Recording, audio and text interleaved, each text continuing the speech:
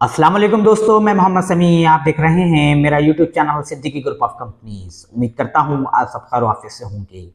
हम आपको प्रॉपर्टी खरीदने में हेल्प करते हैं और आपको प्रॉपर्टी एडवाइसेस देते हैं। दोस्तों, अभी सूरत हाल कुछ ऐसी है कि प्रॉपर्टी मार्केट क्रश हो चुकी है और प्रॉपर्टी मार्केट में इस वक्त मंदी चल रही है। और दोस्तों, अगर आप गौर करें कि 2022 में जिस तरह नई हुकूमत आई और आने के बाद अपनी पॉलिसीज़ को मुरतब किया और जून 2022 में नए बजट का ऐलान किया और 10 अरब रुपए के नए टैक्सेस लागू किए और ज़्यादातर टैक्सेस रियल एस्टेट सेक्टर के ऊपर लागू किए गए। और उसके बाद पाकिस्तान को ग्रे लिस्ट से निकालने के लिए फैटफ ने अपने नए कवानीन जारी किए जिस पे अमल दरामद करना लाजमी था। और उसके बाद 2022 में सैलाब ने जिस तरह पूरे मुल्क को हिला कर रख दिया और 2022 में पॉलिटिकल इंस्टेबिलिटी की वजह से बहुत हालात ख़राब रहे, इसलिए 2022 को रियल एस्टेट सेक्टर का बुरा तरीन साल समझा जाता है। क्योंकि आपको मालूम है पाकिस्तान में इससे पहले भी हालात बहुत ज़्यादा ख़राब रह चुके हैं, क्योंकि हमने 2020 और 2021 के अंदर कोविड को भी फेस किया है, लेकिन उसके अंदर भी लोगों के कारोबार चल रहे थे और लोग अपना आसानी से घर चला रहे थे। लेकिन 2022 में ऐसा नहीं हुआ और जिस तरह आपको मालूम है कि न्यूज़ चैनल ने अफवाहें उड़ाई कि पाकिस्तान दिवालिया होने वाला है और एक लोगों में नई कशमकश जाग उठी और इसी चक्कर में बहुत सारे लोगों ने अपने लाखों रुपए गंवा दिए और बहुत सारे लोगों के कारोबार बैठ गए। 2022 में जो इन्वेस्टर थे, जो रियल एस्टेट सेक्टर में इन्वेस्टमेंट करते थे और एक साल 2 साल के अंदर अच्छा प्रॉफिट कमाते थे, या वो लोग जिनकी रियल एस्टेट सेक्टर से गृहस्थी चल रही थी, उन लोगों को भी अब ये लगने लगा था कि रियल एस्टेट सेक्टर हमको कोई ज़्यादा फ़ायदा ना देगा। तो उन्होंने दिसंबर 2022 में फैसला किया कि वो रियल एस्टेट सेक्टर को अलविदा कहकर गोल्ड मार्केट के अंदर इन्वेस्टमेंट करेंगे और बहुत सारे इन्वेस्टर ने डॉलर को परचेज किया और अच्छा प्रॉफिट हासिल किया।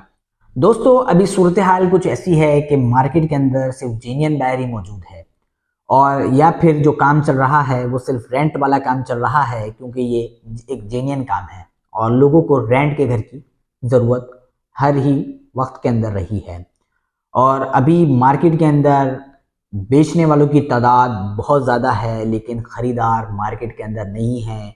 जिसकी वजह से ये हो रहा है कि प्रॉपर्टी की मार्केट मज़ीद गिरती जा रही है। अभी वो इन्वेस्टर बहुत ज़्यादा परेशान नज़र आ रहा है जिसने तेज़ी के टाइम में रियल एस्टेट सेक्टर के अंदर इन्वेस्टमेंट की और अब वो इन्वेस्टमेंट रिकवर नहीं हो पा रही है, क्योंकि उसमें 30 to 40% नुकसान का सामना करना पड़ रहा है। दोस्तों, आपको बताता चलूं कि अभी जो गैर आबाद इलाके हैं उनकी मार्केट बहुत ज़्यादा डाउन है और वो सोसाइटीज़ जिनके अंदर थोड़ी बहुत आबादी है उनके रेट स्टेबल हो चुके हैं और वो सोसाइटीज़ जिनके अंदर बहुत ज़्यादा आबादी है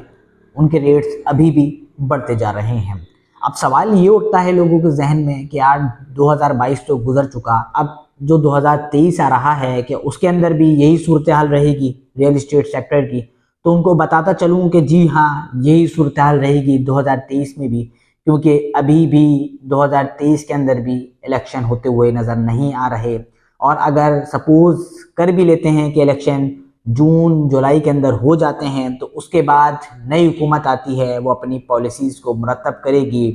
और अभी ये नहीं मालूम कि ये जो अब आने वाला बजट है इसमें ये हुकूमत मज़ीद कितने टैक्सेस लगाती है, क्योंकि वो लोग जो रियल एस्टेट सेक्टर के अंदर बुकिंग के ऊपर काम करते थे और साल 1.5 साल के अंदर चंद किस्तें भरकर अच्छा प्रॉफिट कमा लेते थे, उनको 2023 के अंदर कोई ज़्यादा फ़ायदा हासिल नहीं होगा। और वो लोग जिनके पास 10 लाख 20 लाख 30 लाख 40 लाख की इन्वेस्टमेंट है, वो भी 2023 के अंदर रियल एस्टेट सेक्टर से कोई प्रॉफिट हासिल नहीं कर सकेंगे, क्योंकि रियल एस्टेट सेक्टर का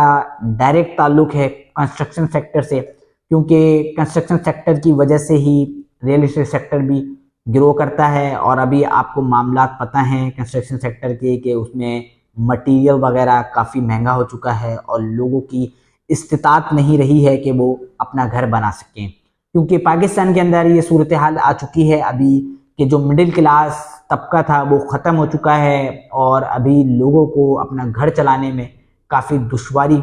उठानी पड़ रही है। एक वक्त ऐसा था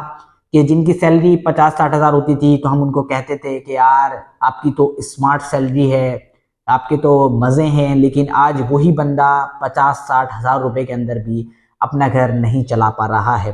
तो बताने का यही मकसद है कि उम्मीद यही जाहिर की जा रही है कि 2023 के दिसंबर से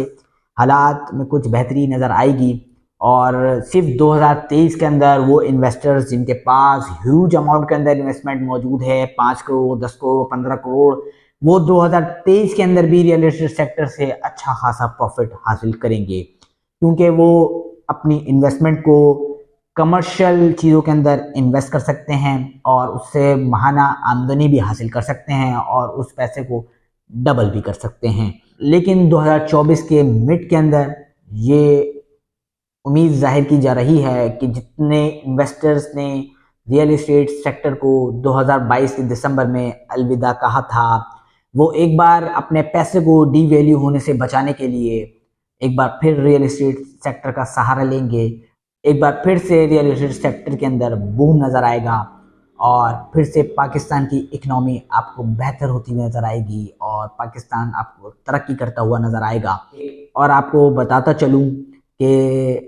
ये एक अल्लाह ताला की तरफ से आजमाइश है और हम सबका इम्तिहान लिया जा रहा है, और अगर हम इस इम्तिहान में कामयाब होते हैं तो इंशाअल्लाह अल्लाह पाक हमें इसका नैमुल बदल भी अता करेंगे। और जैसे कि आपको बताता चलूँ कि कारोबार में 9 हिस्सों का रिस्क है, तो कारोबार में नुकसान भी है और फ़ायदा भी है। कभी कभी ऐसे मामलात हर कारोबारी फील्ड के अंदर आते हैं और अगर बंदा इनको फेस कर लेता है और वो एक अच्छा बिजनेसमैन होता है, वही अपने मुल्क की इकनॉमी को ग्रो करने में हेल्प करता है और वही मुल्क का सहारा होता है। पाकिस्तान हमारी जान है और पाकिस्तान पे हम कुर्बान हैं।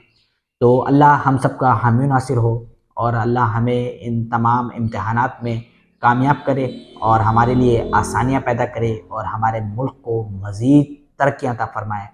मोहम्मद समीम को इजाज़त दीजिएगा, अपनी ख़ास दुआ में याद रखिएगा। अल्लाह हाफिज़।